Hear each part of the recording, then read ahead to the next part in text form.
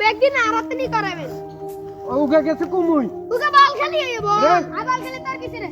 আবার তর্ক করে বড় ভাই লাগে তুই অনেক বল খেলার সময় নিয়ন হ্যাঁ দুবেরি আম বল খেলতে বল খেলার সময় নিয়ন বর্গের রহস্য শুন তোরা দুই ভাই মিলে ঝুলি কাজ করবি সম্পত্তি দিন কাজ কার আর হরে কে আইব আমরা হ্যাঁ আমরা তোরা দুই ভাই আইতি না এই তো তোরা মিলে ঝুলি থাকলে না সুন্দর করে আর এই সম্পত্তি কিন্তু তোকে নামে হইব হ্যাঁ